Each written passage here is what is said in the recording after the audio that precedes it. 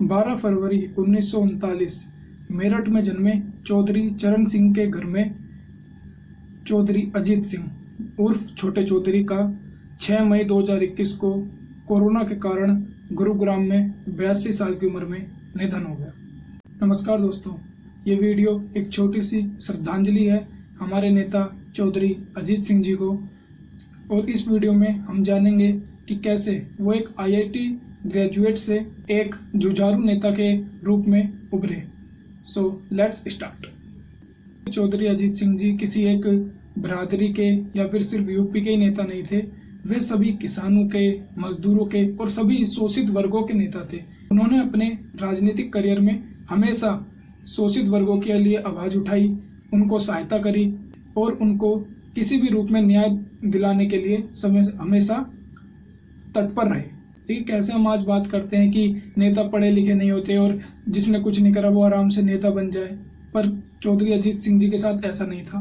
वो IIT graduate थे। IIT Kharagpur से उन्होंने अपनी IIT ग्रेजुएशन करी। उसके बाद उनकी USA की बहुत ही बड़ी कंपनी IBM में जॉब लगी और वहां पे वो एक कंप्यूटर इंजीनियर थे।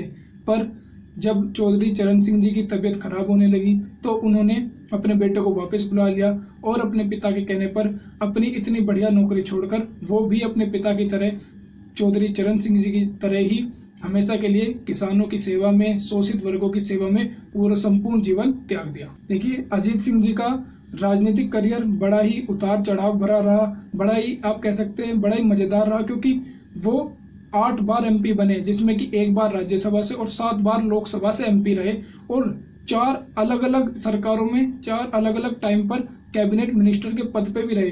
तो जिसमें हम आज कहते हैं कि राजनीतिक ध्रुवीकरण इतना बढ़ गया है।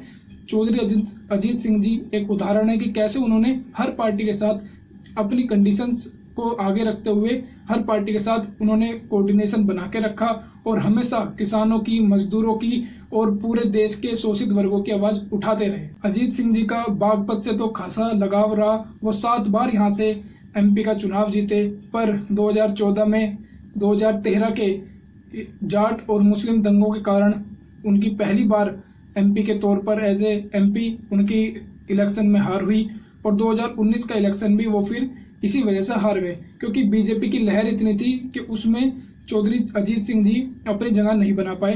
पर अब वो दोबारा से अपना पॉलिटिकल करियर को राइज कर रहे थे। अभी जो पंचायत के चुनाव हुए यूपी में, उनमें उन्हीं के द्वारा बनाई गई पार्टी RLD ने बहुत ही कमाल का प्रदर्शन करके दिखाया और अब उम्मीद जग रही थी कि फार्म बिल्स के खिलाफ भी उनका पार्टिसिपेशन अच्छा खासा रहा और वो दोबारा से अपनी छवि रिकवर कर रहे थे।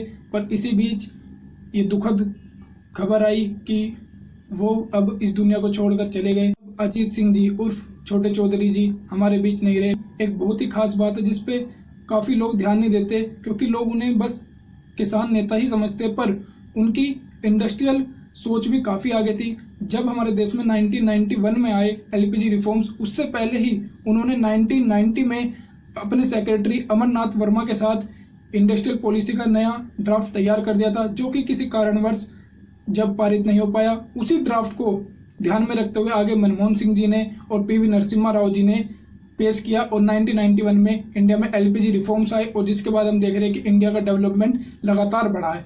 तो ये भी उनका एक योगदान था भारतीय डेवलपमेंट में।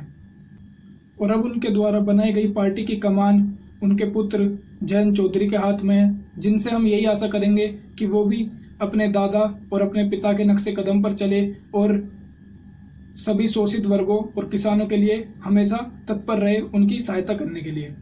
ये एक छोटा सा ट्रिब्यूट था हमारी तरफ से चौधरी अजीत सिंह जी को। वो तो अब हमारे बीच नहीं रहे, पर उनके विचार हमेशा हमारे साथ रहेंगे। वीडियो में जय हिंद।